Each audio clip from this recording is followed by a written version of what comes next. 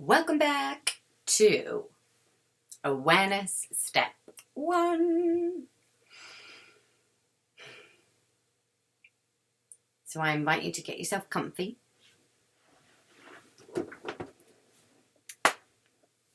Sitting up straight, feet flat on the floor, or whatever is comfortable for you in your physical existence right now, with your able-bodied ability, what's comfortable for you. But you want to be relaxed and as aligned as possible. Not tense and overstretching and not totally couldn't be bothered. Because actually how you sit will affect your mood. If you sit and slump, you're might be struggling to find your words or motivation, and you'll just feel a little bit lost, maybe demotivated. And if you're sitting up, for me, you immediately feel like there's more breath, perkier, alert, but not like I've had 10 caffeine hits and I'm gonna go bing. And this is level 1 step awareness of noticing your own habitual state. Are you naturally a 10 cups of coffee a day, Mac 10, energized person? Are you normally in fight or flight mode?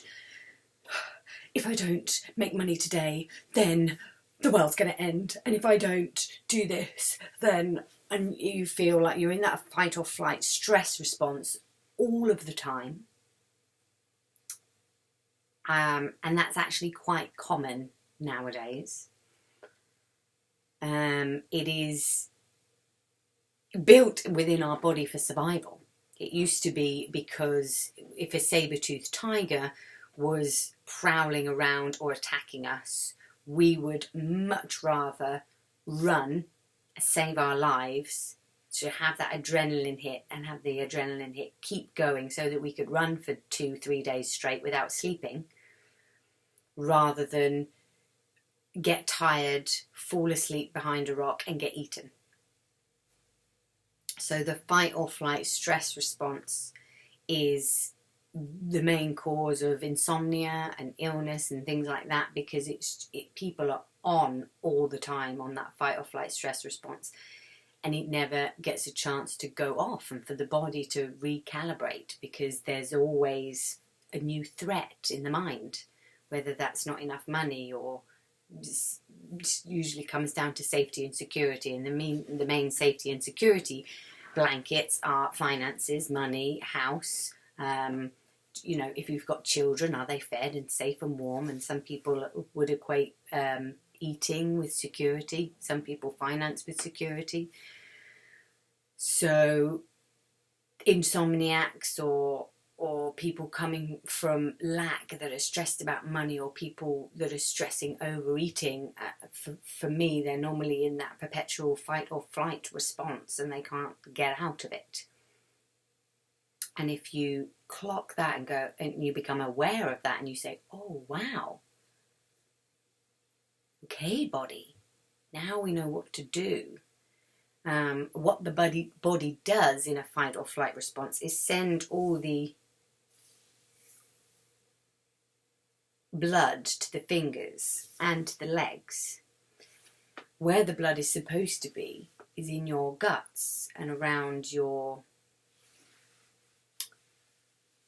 digestive system. And this is, for me, another one of the problems with irritable bowel disease, IBS, ulcerative colitis, Crohn's, and people having any autoimmune disease, really, is gut health issues. Because you've got a hole in your small intestine, so that you need the L-glutamine, the plaster for the small intestine, and that you need your intestines to fix. For me, any autoimmune disease will be start there. And it's normally because people are just in perpetual fight or flight mode. And they need the blood back around the intestines because there's no blood there. It's all in the arms and legs doing all the running about and all the stuff. And the guts are going, oh, I don't have any what it's used to having for digestion. So what you would do consciously and ask the body to do if you feel like you are in fight or flight mode, one, become aware of it, and two, you can specifically ask your blood to come back to around your guts. And you would do that in a meditation and keep repeating and doing that day by day by day and reconditioning the blood to live back here.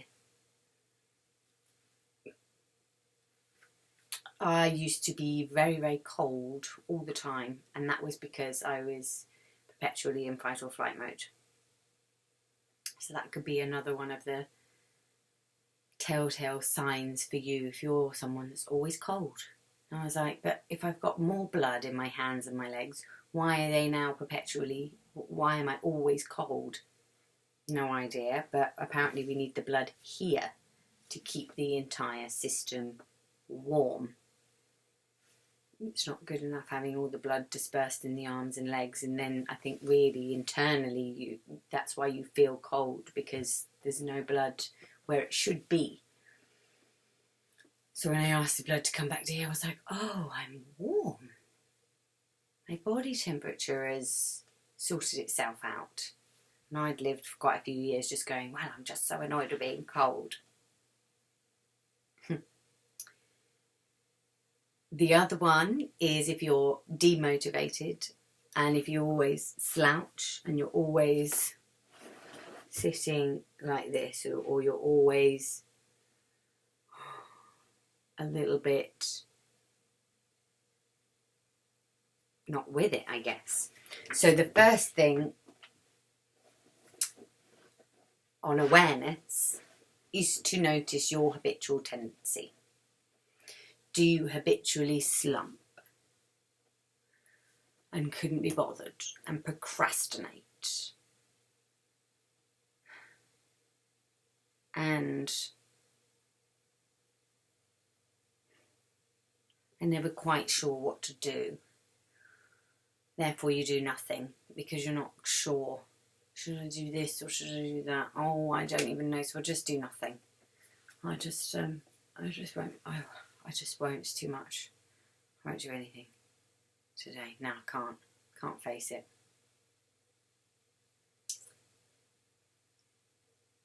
And that would be, for me, doing nothing is still a decision.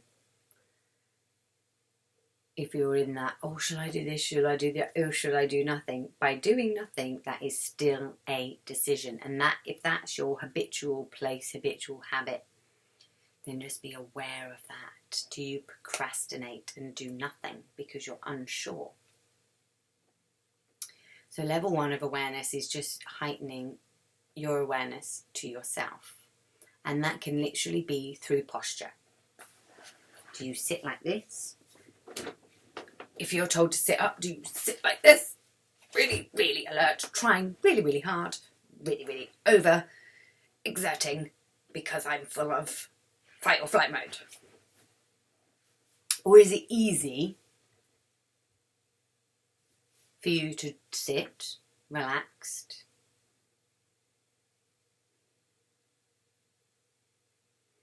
and then once you've found your nice relaxed place, just take a couple of deep breaths there.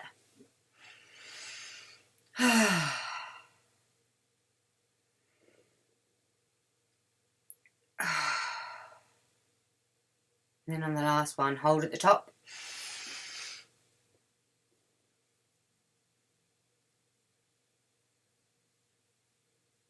For about a count of 5.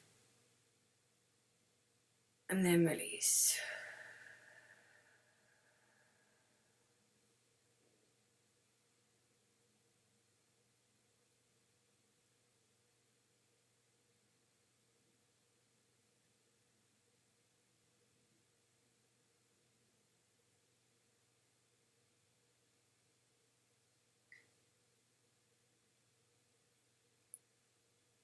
And this is about bringing your awareness to yourself. Noticing what happened after you held your breath. Just noticing what's going on in your mind.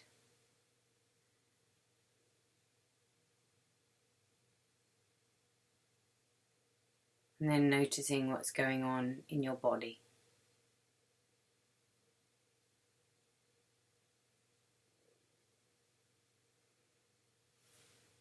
So your first exercise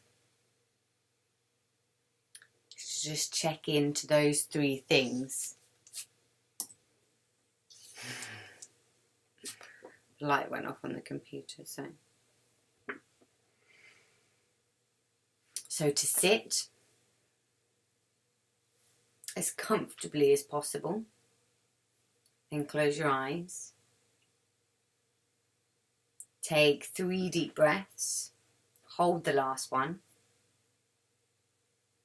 breathe out,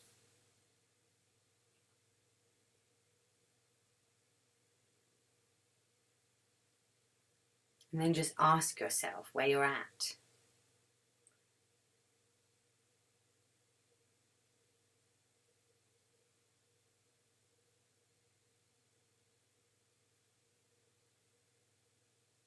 Notice your breath. Is it easy to breathe? Is it tighter to breathe?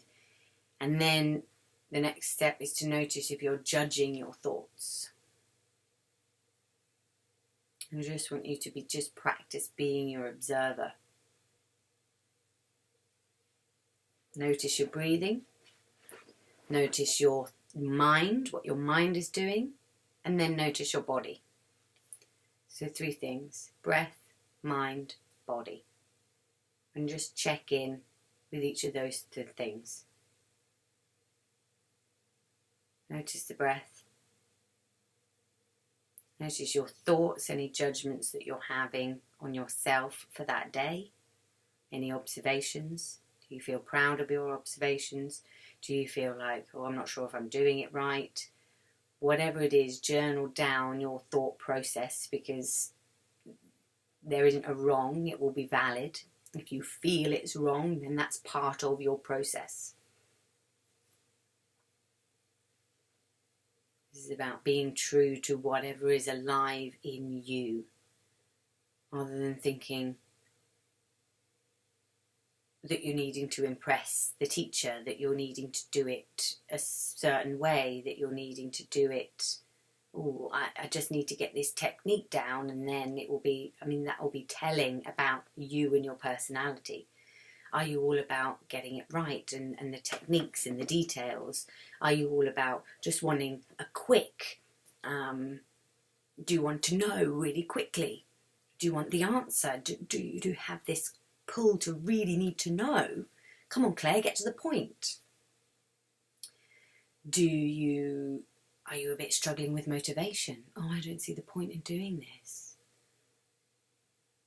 Oh, yeah, I'm not going to bother, but I'm just going to do it today. And whatever's alive for you, whatever reaction you're having to doing it is part of your process, because it will reveal so much about your habitual subconscious programming and tendencies. And that is the point. So you cannot get it wrong. And my favourite is, well, I've got nothing. And I think that's the best one. Well, I don't know. I don't even know. I've got nothing. I'm not thinking anything. I don't know.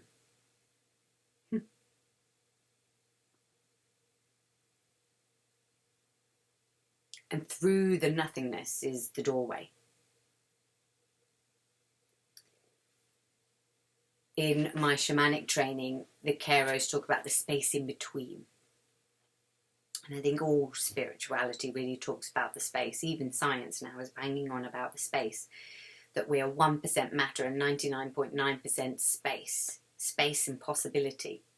And 1% in this life is matter. Our bodies, things, 1% matter, 99.9% space in the universe. And the space equals the energy and the possibility. Wow. So if you've got nothing, that's your 99% space. Wow. And from the space emerges true wisdom. So if you've got nothing, how do you feel? What's your opinion on that nothingness? And start there. Do you, oh yes, I found the space in between, and just enjoy the nothingness? Do you go, it's not working because I've got nothing, and go on shut down? The two tells of, because we're in a relative reality, is contraction versus expansion. And that will be your big key to navigating most things. One side of our science proves this with magnetism. That's what they call it in the science realm. One pull over this side, one pull over this side. And we live in a magnetized universe with forces and gravity and all the things. One side is fear, and one side is love, and then all the space in between is the possibility. So every single thought or opinion of the thought that you have, or every single emotion, the sponsoring thought of any thought will either be fear or love. And if you don't want to brainalize it in words, then another way to say it is contraction, expansion. Tight, free. In breath, out breath. That's why sponsoring thoughts of things will either be one of those two things. Do you go, oh, I've got nothing? And it's a heavy, contracted, well, what's the point then? That's coming from fear. The sponsoring thought of that emotion is coming from fear. If you go, the space in between, oh, nothing. Let's see.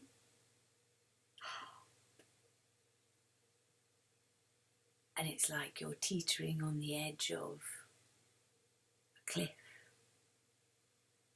But it's sunny and it's bright.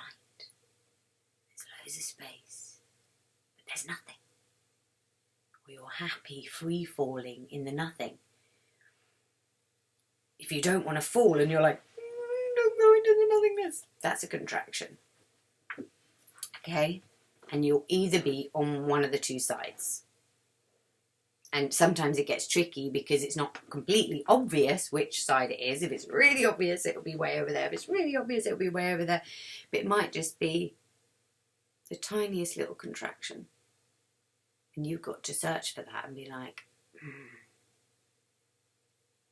is that sponsoring thought a tiny wee contraction? Or am I teetering on the edge of possibility and expansion? Detective mode, excitement. But again, I'm trying to use words to describe a feeling. So you can see what's alive with you in getting to know yourself and your own awareness. Upi chai!